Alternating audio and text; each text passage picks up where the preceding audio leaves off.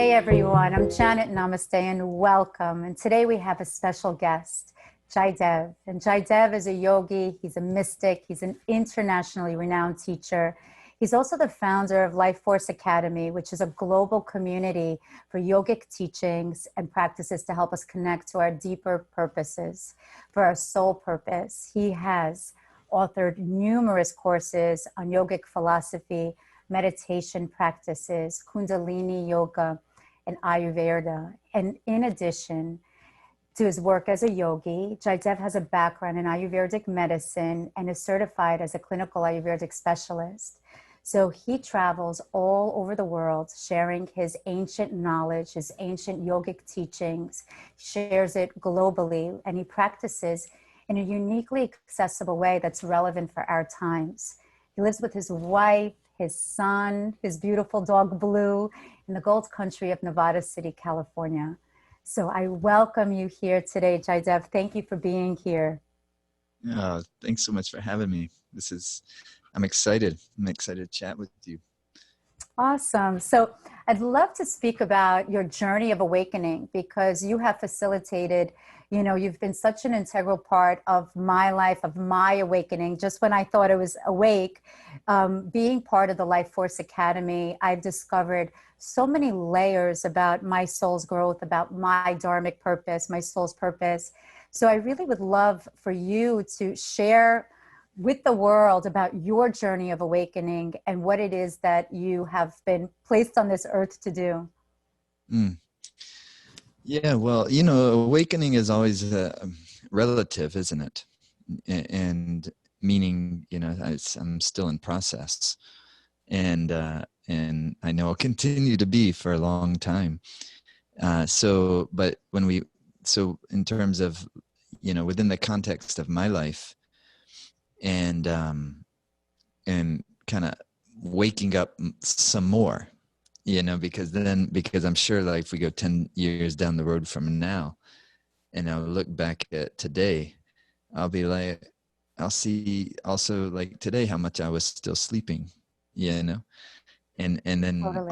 onward is like forever. That's the joyful part of it, actually. Like, it's not a drag at all to me. That's like, it's like forever blossoming and blooming. It keeps getting better and better and sweeter and more subtle. So, with that being said, I don't even know where to begin, like, in terms of, I grew up in South Carolina, and I know you and we share some kind of roots, we Totally. both have some Jewish roots. Eastern European. Yeah. And so that was my mom's side of the family. So I grew up in a Jewish household. This is a matriarch. And was bar mitzvahed at 13. But in South Carolina, so that's its own thing, My sister and I, at our, like, high school of 2,000 students, we were the only two Jewish people. Oh, wow. And, yeah. So or my brother and I was there, and then it was my sister and I. I'm a middle child. And so anyhow, so I did all that, and that was a nice upbringing, in retrospect. I complained a lot about it at the time. And but now, in retrospect, there was a lot of goodness that came into my life via just, where we were all born somewhere for some reason. And sometimes I know there's, like, the tendency of the mind to feel like, wouldn't it be nice if this were the case, or wouldn't it be nice if that were the case? But part of awakening, so to speak, is waking up to the fact that wherever we are is where we ought to be, and wherever we've been is where we've ought to been. And even though that may be difficult, and maybe there's also, like, great challenges and traumas involved in all of that, there's also great lessons, and somehow underneath the surface of things, there is a greater intelligence that is animating our lives at some level. And kind of awakening is a exploration of that, and kind of being in a certain type of communion with nature, not in a communion with nature in the sense of like hugging a tree, although it's not a bad idea either, but in my opinion, but everything is nature, our own nature, the nature of our minds, the nature of our bodies, the nature of life. Like, what is this mystery of life? You grew like an embryo. The body grew in your mother's womb, and then then somehow, like at the moment of time, we came out of our mother's womb. And for those of us who are into astrological context of things, yes, the right precise constellation was on the eastern horizon. That gave you the kind of essential tone to your personality and your makeup. And what is that intelligence? What is it that's like beats the heart? It's the DNA of the soul, right? And what is it, right? Sure. Yeah. I mean, that's a poetic way of describing it, the DNA of the soul. And yet it's still going to come up short, like all of our words do, because what it is is unfathomable to our normal thinking mind. But that's why, folks like you and I, we like to meditate, and we like to do things that help us to go beyond the normal thinking mind, so we can tap into the deeper intuitive cycle of life. So anyways, I got sick when I was a teenager, like digestive problems, big ulcerations in the duodenum, which is the first part of the small intestine. And to make a longer story short, that challenge was what set me on that kind of woke me up and stimulated me to like, all right, what I'm currently doing is not working. And all along the way, there's this fundamental aspects of kind of the life I'd been living and subjected to that didn't make sense to me and resonate completely.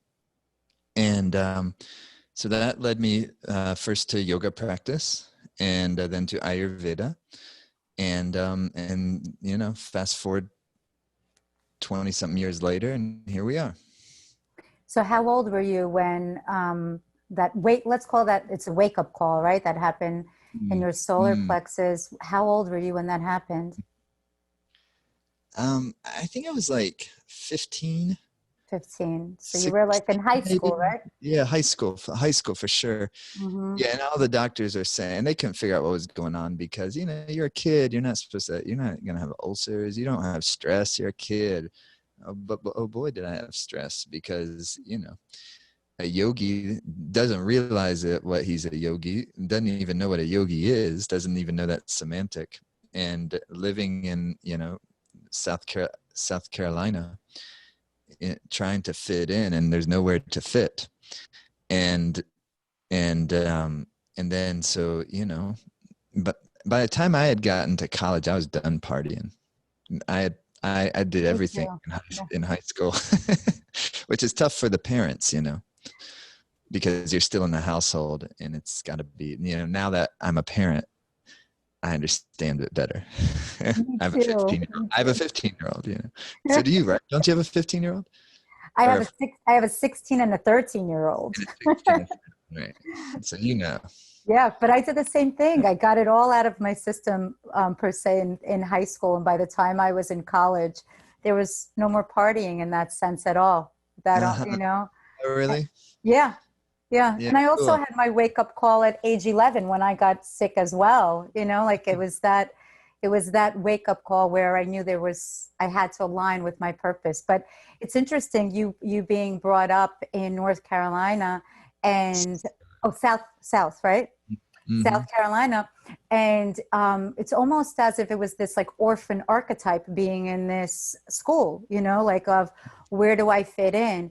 But, they do say the orphan archetype, this energetic field, right? This whole, when you're born and the stars are aligned a certain way, and you have a certain archetype associated with it. And being born into something like that, living that, experiencing something like that, you now became what I would call, it's almost like, with that ego attached to it, a gatekeeper. You came here to, you know, align with not only your purpose, but to bring people together from, you know, globally, and for them to be true to who they are. And that really can only be if you didn't feel always like you fit in. Because if you always felt that you fit in as a child, I don't know if you would have had that wake-up call. So it's just, that's pretty impressive. So now, as I would call you, the yogi gatekeeper for Life Force Academy, can you explain like what it is like that your academy does and how you align people's hearts? What it is, what is your mission? Mm-hmm. Yeah. Before going to that, there's one other thing I as you're saying that, I feel like I want to mention. Please. In that, something that I understand much better now than I used to, in how important it is. Just because, you know, and I think a lot of us, when we're younger, especially, where we can be very critical of like our upbringing or like our parents, or, you know, the lifestyle we may have been in, especially if we've chosen to go a different route as we got older. Yep. But now, there's a fundamental thing that I appreciate so much about my household, and that's simply that there was a lot of love there, and especially in the young years. And I think that that foundation is so helpful when we do have it. Not, we all don't come into a situation where that's our karma, or that's you know, our path. But it is helpful when that is there. And just saying that because also, you know, as we all are, those of us who do have children or may have children and so forth, it's just, you never know what path a person's going to take. None of us have kind of like dictatorship over the path our children will take, nor should we, nor do we want to, and hopefully. And but just love is the most important thing. To love as best as we can, with as little bit of obstacle, with as little bit of obstruction to that love as possible. So that's that's also can be a fine segue into talking about Life Force Academy and what we do, because ultimately that's what we do, is we use all sorts of different tools. But more important than the tools is, what is it that we're endeavoring to experience? And what we're endeavoring to experience is a more unadulterated love, and to experience that first and foremost as the essential substance of our being. And then when we're, you know, becoming relatively successful as that, which I say relatively because, you know, the Buddhist masters always say that when someone asks you about your experience and like what kind of, you know, progress you've made on the path, they always recommend you say not much at all, you know, and because they said, compared to the ultimate, you know, what they would refer to as the Buddhas, and in this context, not using it in a religious context, but using it in that case, a Buddha is defined as a fully realized being, a completely enlightened being, which that state of being is totally unfathomable to us, to those of us who are not fully realized beings, and myself included. I'm definitely not a fully realized being. And that's I think more and more, that's important to say. Perhaps it goes without saying, but I think also it's also important to say it sometimes, because especially as teachers, people like to kind of put us up on pedestals. Totally. And sometimes we have to, I think, be a little more proactive about making sure. You can't do anything about that. People will do that. But we can do a little bit, maybe, by just making sure we are just genuine. That's all. Not creating some facade about ourselves that causes people maybe to more strongly believe something that's not actually the case.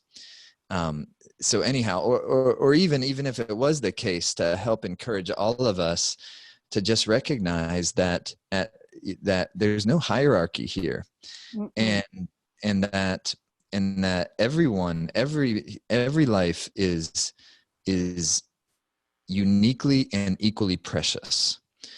And so that's what Life Force Academy work is really about at a fundamental level, is experiencing the goodness, the preciousness, and the immense value of your life. And when that is the starting point, and that's the foundation, then purpose is very natural. Now it's not easy work necessarily, because what's obstructing it. So if the true substance of my being and your being and everyone else watching or listening, if the true substance of all of us is a pure, unadulterated love, a pure, really unfathomable intelligence, and a pure energy, which is what the yogis say. That's what the yogic philosophy, how it describes the kind of three magnetic powers of the soul. And the soul, again, even to say the soul, you fall short from to say the soul is describing something that we can't describe. That's why we all love Rumi and all the great poets, because it's then you start to get a little closer to kind of describing what can't be described with normal languaging. So pure energy, pure intelligence, and pure love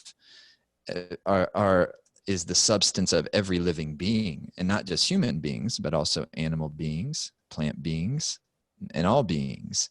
And then if you want to get a little more esoteric, unseen beings, et cetera, et cetera. So but I know with you, like, we can get a little esoteric. I mean, yeah, you might run laps around me when we come to that.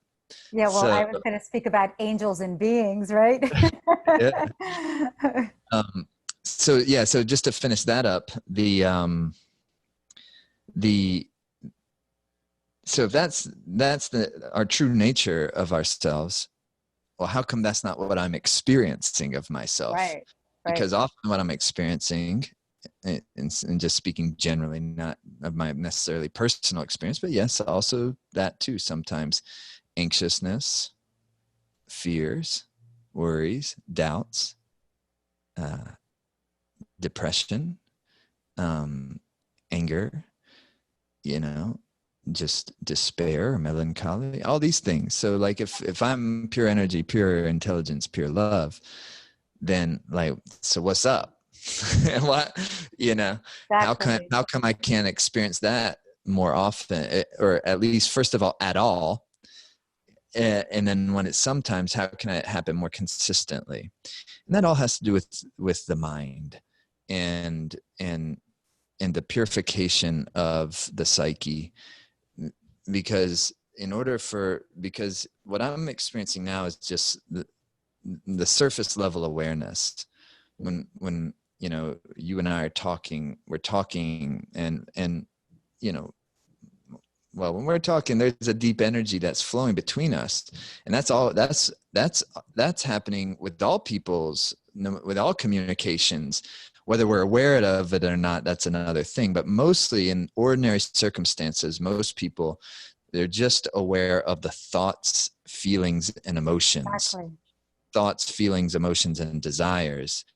And when we remain on that level as the kind of predominant experience of what we are, that is like a breeding ground for anxiousness and worries and doubts and fears and depressions and so forth, if that is the extent of our experience of ourselves.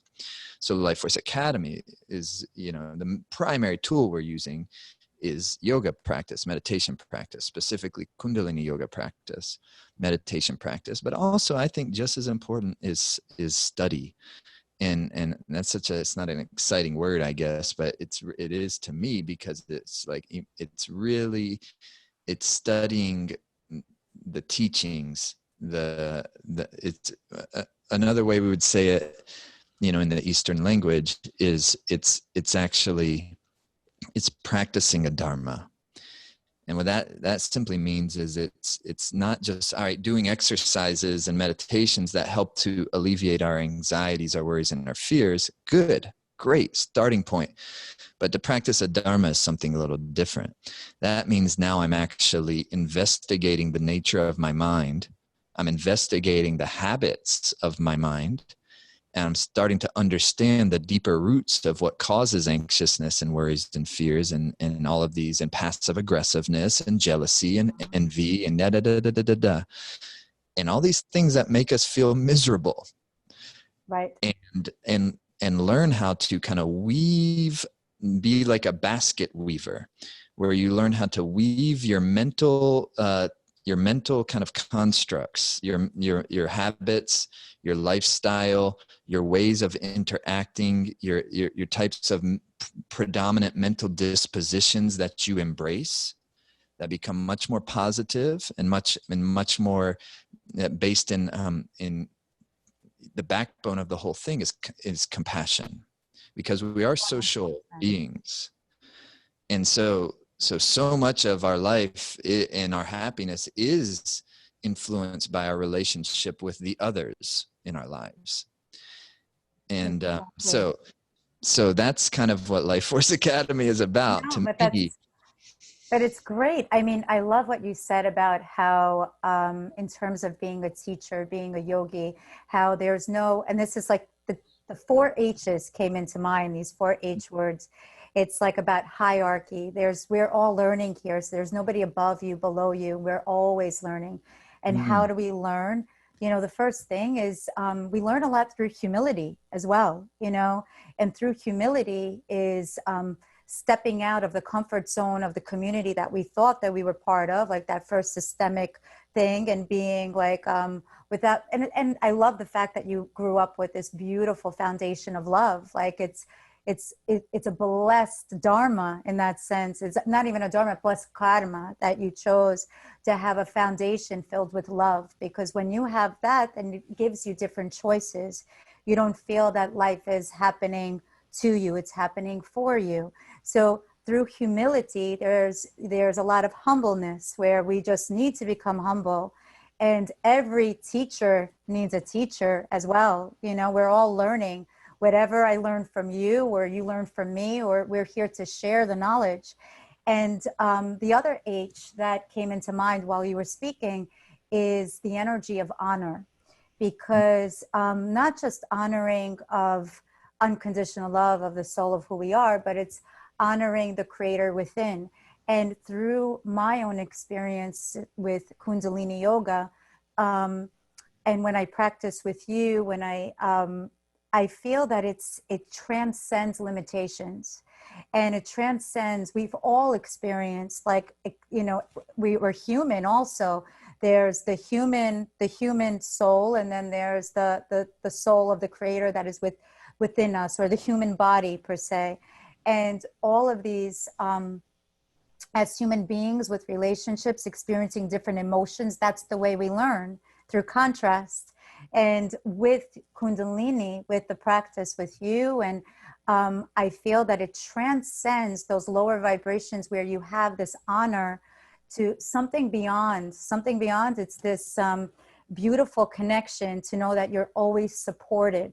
Because especially now during this time when we're filming right now in October of 2020, we've gone through a really tumultuous year of highs and lows. It brought up so many like shadows of darkness, but I love how it's this beautiful connection of with source, that this feeling of being supported, you know, it's this Rumi and all these other, you know, amazing, wonderful artists out there, like you just, sometimes you just have to feel it. You close your eyes and you feel it when you hear somebody reading.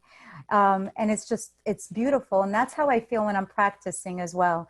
It's this feeling of, oh goodness, it's just of joy, truly of infinite joy, feeling of support, feeling that you're never, ever alone. And we're all in this beautiful, beautiful thing called life together, the ups, the downs, and the in-betweens. Yeah, you know, beautiful. Yeah.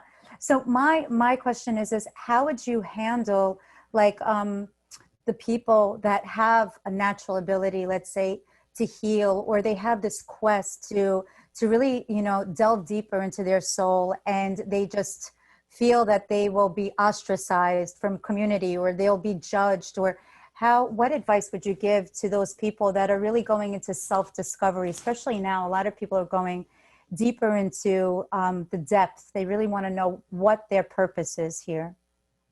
And the concern is that it's outside of the status quo of those around them. Yeah, they're going to be ostracized. They're going to be judged. And that judgment really holds them back. Well,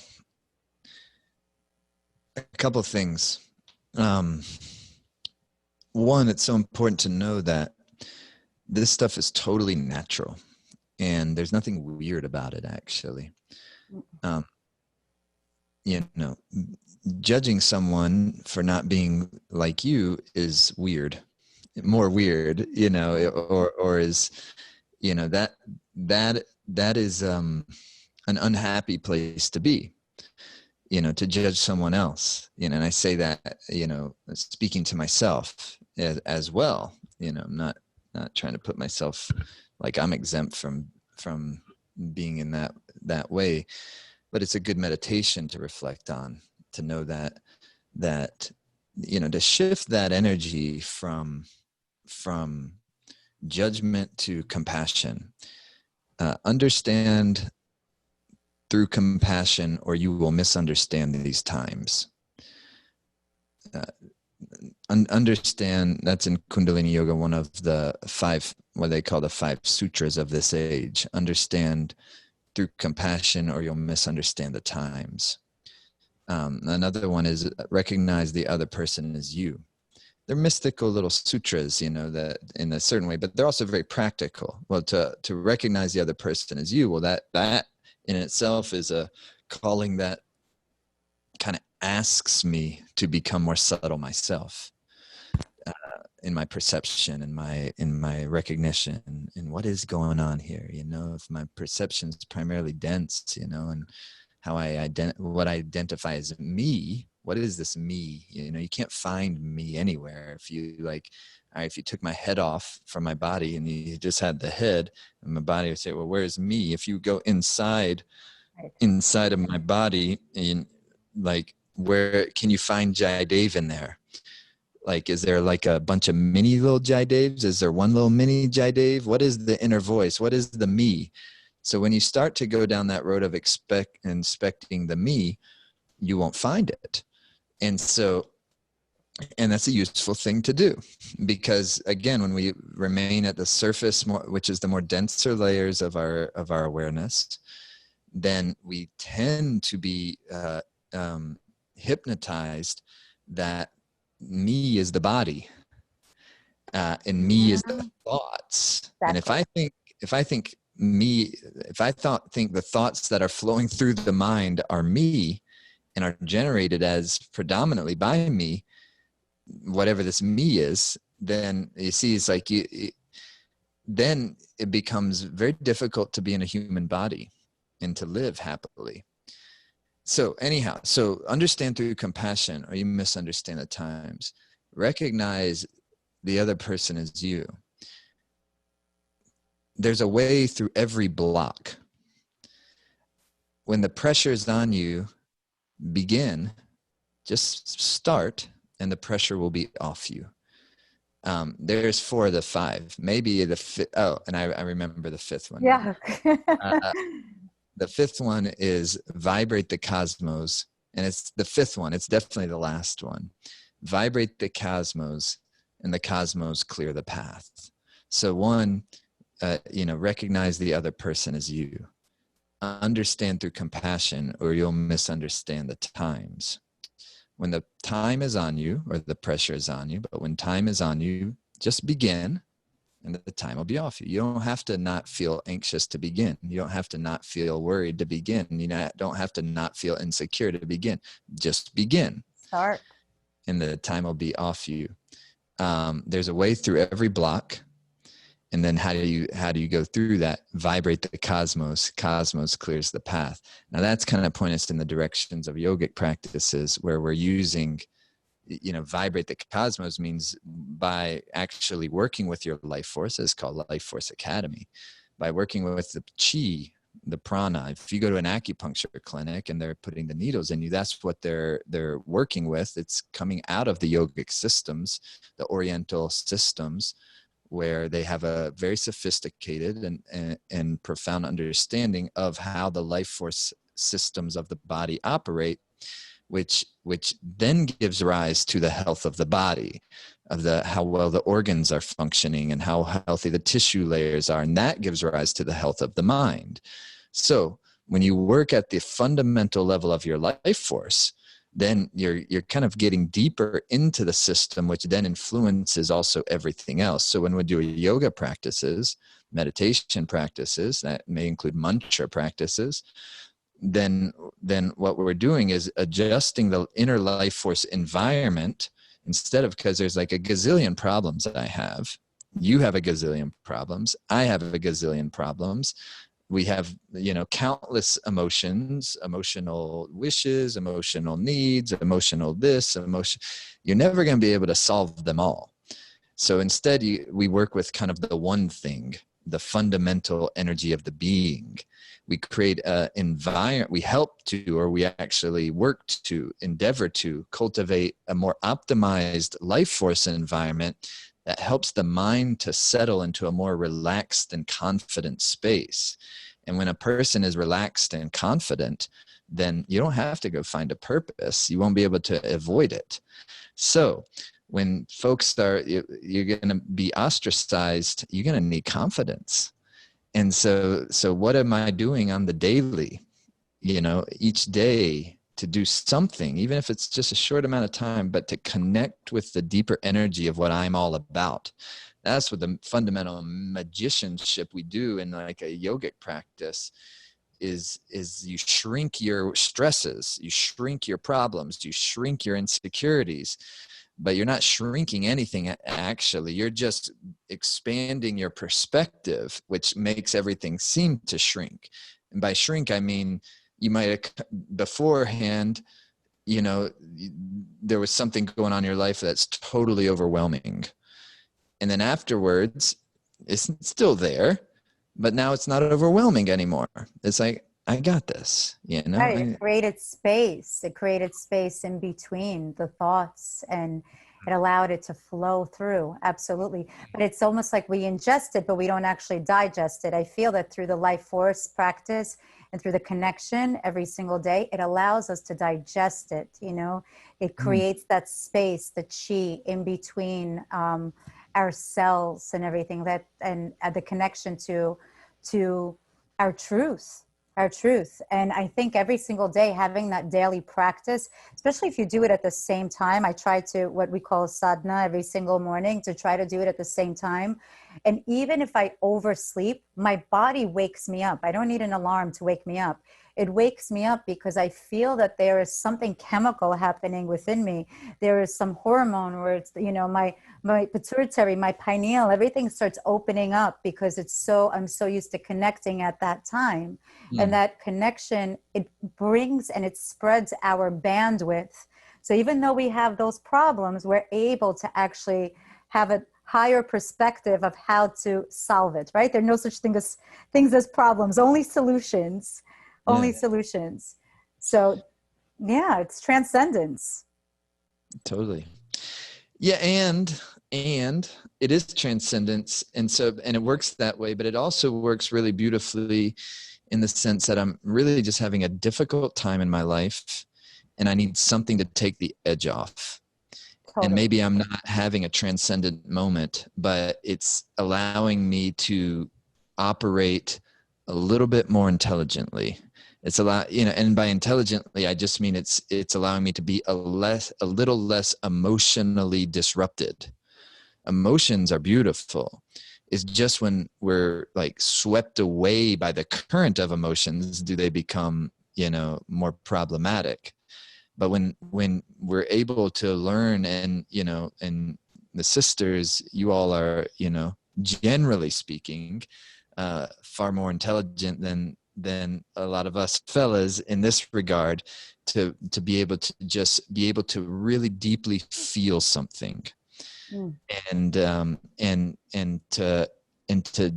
just feel, and to not try to fix it, you know, and again, I'm generalizing here, but I'll speak not in terms of gender, but in terms of masculine principles and feminine principles. Yes. Because Yeah. everybody has all of it. And we know now, of course, like, that there's some individuals born into a male body that they don't identify that way. Exactly. And we should trust them on that, and be able to embrace. In indigenous civilizations around the world, when you had someone that didn't identify as particularly any one particular gender, that person was a very special person for their society and for their community. So anyhow, the feminine principle is able to, the feminine energy can feel deeply, and whereas that masculine energy is a powerful, wonderful energy, but it tends to be a little more solution oriented. And when it comes to actually feeling, and to be able to sit with an emotion and a feeling, and to actually allow it to just be there, as opposed to like a lot of the fellas will kind of like and that's largely because of how we've been trained, you know. Exactly. We've had to work harder to learn how to feel deeply and be able to sit with it. And so, but that's also what meditation helps you do. Especially if it's taught well, because sometimes you can teach yoga that still is bypassing the whole sense of feeling emotions. You know, I had teachers in my early days that were very much teaching in that way. And over time, I recognized the value in learning the other ways of working with energy and working with emotions, and realizing that in every moment exists the medicine for that moment. Totally. And so in every emotion exists the medicine for that emotion. And so if I'm feeling sadness, what should I do? Feel the sadness. Feel sad. Feel Yeah. sad. Feel sad. Many people, they want to deflect and they want to fill that void. And it was, you know, the divine feminine, and it was frowned upon if, oh, you're too emotional. There's this stigma, this stereotype, you're too emotional. But through that emotional, like, it's the biggest transmutations. And, you know, the only way to the light is actually going through and feeling through that emotion. A lot of people now, especially of what's going on in the world, you know, they're filling that void. You know, they want a quick fix, you know, whether it's through plant medicine, through alcohol, through drugs, or whatever it may be. But this is just a temporary fix. It's not, or it just, no, you feel numb. You feel numb. So it's going to keep on exacerbating or coming up in different situations with different people. But, you know, the divine feminine, that whole balance of the masculine, which is, you know, do. But I feel like we have to allow it to go through us, feel the sadness, feel it in every single cell of our body. Sometimes a good cry is the best thing. And you're like, I got it out of my system. It's fantastic. And then the next day, it's a beautiful day. It's an absolutely beautiful day. Or to be able to talk about it, you know, Yeah. and to be able to express it. And gosh, this is probably, in terms of this type of thing, probably the most important thing that I've gained through the marriage path. You know, a lot of traditions, you know, they'll look at family life and marriage life as like obstacles to spirituality. But that's one of the things I love about the Kundalini Yoga system system is probably not the right word, but the Kundalini Yoga path, at least how I understand it and how I experience it, is that it's a householder's path. And so in this in that sense, it's your a partnership or a marriage, if you have one. Certainly you don't need one, but if you have one, it's not considered an obstacle or like a distraction. It's actually going to be one of your strongest catalysts. And that means it's going to be, in a certain way, an aspect of it is difficult, but that's how relationships are. That's the way we learn and grow. So from my wife, like just being in relation and having a very, highly sensitive I mean that in the best sense of the word, sensitive, and also strong and powerful woman who I'm married to. And talented. I know. And beautiful. Gorgeous and hot. And is, really helped to cause me to kind of develop my emotional intelligence in ways that I wouldn't have had to if I was, a yogi living in a cave or a monastery. Exactly. It's the yin and the yang.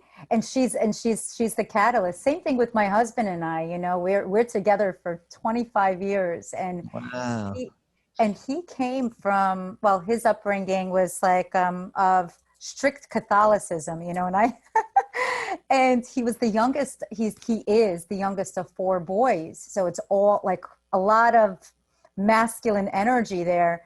And here, we get together when I was, 20 years old, and I'm, I guess, what you would call a very emotional person. When you feel, see, hear, feel, and spirit, if you connect to people as an empath, everything, there's so many highs and lows. So it's interesting because it opened up a pathway where he himself we found each other's balance as well. This is about, it's not just of being a guru, being a teacher. It's whatever life presents you with, it's finding that balance, and he tapped into it. He's a designer, so he has to, like you, tap into the divine feminine of going into the creative force, Yeah. It's a beautiful feminine craft, actually. Totally. So, I commend you, because learning through the relationship with our spouses, with our loved ones, and finding balance, and especially when you're both professionals and you have your own business and you're entrepreneurs, and it's about, jumping from 3D to 4D to 5D, you're jumping around all the time. But the most important thing is finding the compassion. And I love the pillars of Kundalini, of what you see in the other person is you, essentially. And who's best to teach us that but our spouses or companions or the ones that are closest to us. Mm-hmm. Yeah, totally. Yeah. It's a beautiful, beautiful thing. So how would you, what would your advice be to those that are just beginning on their practice of their journey of Kundalini?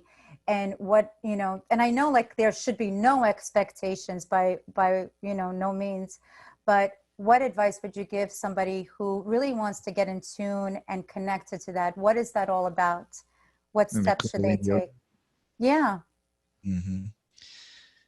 Well, I find that it kind of meets you where you're at. That's a phrase I use often, like in terms of when we're, talking about it in the Life Force Academy, because, and then when last night, after, so in the pandemic, starting in the pandemic, we've been online, as we've been doing online stuff for like a decade, but so we were kind of, we were good to go when the pandemic hit in terms of continuing. But one thing we've integrated in during this year that we had never done before is, because we don't use Zoom for our classes, we stream it in like really beautiful video and great audio quality. But what we do now is we also have a Zoom room open. so where we can all see each other, or those who want to jump on. Not everybody jumps on, but and then what we started doing, and so that's been nice because we're not able to be with each other as much in person. It does create a nice sense of connection, and then it was like, why haven't we always done this? This is great, and you get to see people all over the world. And then what we do most times is after the class, I'll go in and pop into the Zoom room, and sometimes for another 45 minutes, 30, 45 minutes, we'll just hang out and people will share, and I get to hear stories, and so to that point, I've been learning a good bit. Usually as I travel around and hear from people on like how the practice affects them, and new people, people have been doing it a long time. And there was a brother last night in the Zoom hangout afterwards that he said, you know what, it really does meet you where you're at. And so my main recommendation is to just give it a try, and find, a teacher that you resonate with. I think it's kind of super important in terms of Kundalini yoga, maybe even more so than other terms of yogic exercise practices. And is just finding someone you feel like a sense of trust, and then always practice even discernment still when you're working with anything that's spiritual teaching, that which is going to kind of like, you're helping to work with your mind, and I just think that's so important. Is you always, especially at the beginning, you approach it with a intelligent type of discernment, not skepticism necessarily. If you're skeptic naturally, cool, that's fine. Yeah, curiosity is okay. Skepticism is okay, totally. But just discernment, because everything should be based on ultimately on our experience. And so that's the main thing that I think with getting started with Kundalini yoga is just, if you feel like drawn to it, I say it like this: Kundalini yoga is for anyone, but it's not for everyone. And so if you feel drawn, and there's a distinction there, of course, it's for anyone. There's certainly no barrier to entry. You don't have to it's not for one type of body, personality, gender, nothing. It doesn't require a fancy hat or anything like that. And any religion, no religion, you're very spiritual and religious, you're totally secular. I find it kind of works for all of that, if it's taught well. Right. And so, yeah, I'd say just put your toes in the water and see what you think. That's the main thing. What do you think, though? What would you recommend? Oh goodness, I would recommend to do one of your classes and 40-day challenges. Well, I wouldn't call it 40-day challenges. It's almost like this 40-day connection. It truly is. Like, I love, it isn't, because the challenge is we were placed on this earth. That's a challenge. So now that we're placed on the earth, how do we connect? Well, here's 40 days of connection. Here's 40 days of connection. So I love the fact that because what it does, it just trains our body to kind of go into this beautiful, I'm a hypnotherapist. So it's this beautiful wave where we're always in high beta and beta. We're always on, especially, mind you, I'm, a New Yorker and a neurotic Jewish mom as well, right?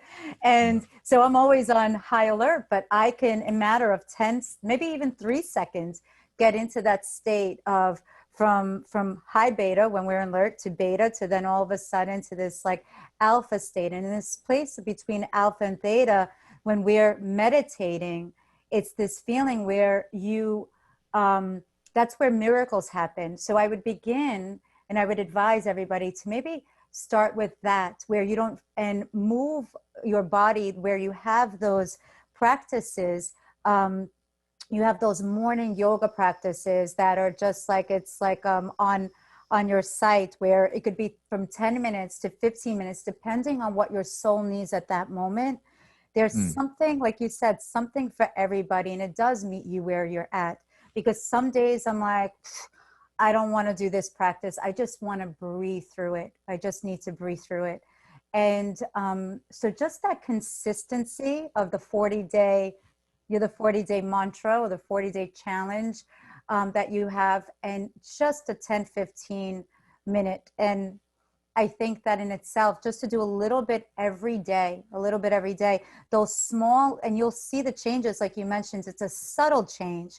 And because we always want instant results, but those subtle changes have long lasting results. You're always going to be ahead of the game, and it's not even a game. It's just, you're never going to feel that you're stuck.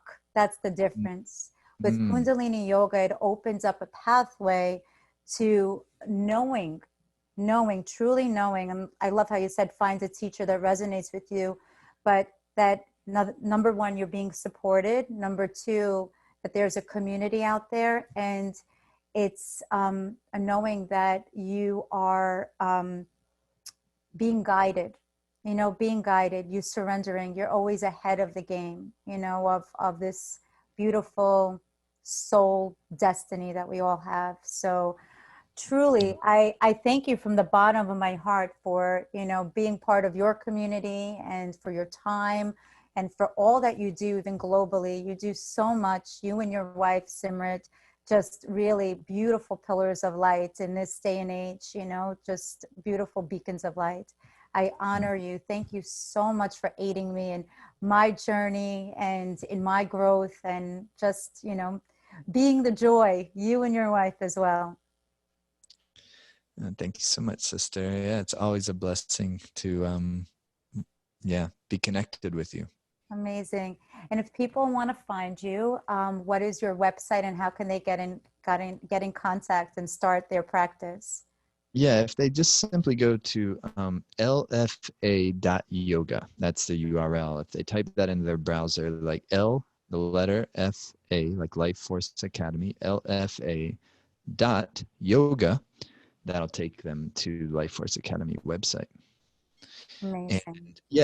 And we have all sorts of stuff, but if you want to start with, Life Force Academy, it's $1 to try it out, and that gives you like a 2-week trial for $1. Of course, you can cancel anytime, and then if you love it, it's just $25 a month, and there's a lot that's going on in there for $25 a month. And of course, we have all sorts of other things. We have courses if you really wanted to, like a more beginner's Kundalini yoga experience. We also have a course on that's really kind of, you don't want to do let me just jump in the water and figure it out as I go. We have a course called Bright and Beautiful that's designed to kind of like take you step by step from here's how this works and here's how this works. But that's also not necessary. You can some people love to do that, but you can also just jump into the Life Force Academy. We do live classes every week. Love it. Weeks. And I love those. I always think that's kind of a cool way to start, because there's a live energy that's palpable and you can feel it. And then there's so many things to do in there. So yeah, that's lfa.yoga is the URL. Amazing. Thank you so much for your time. And I look forward to our next conversation. Many blessings to you. Yeah, thank you, Janet.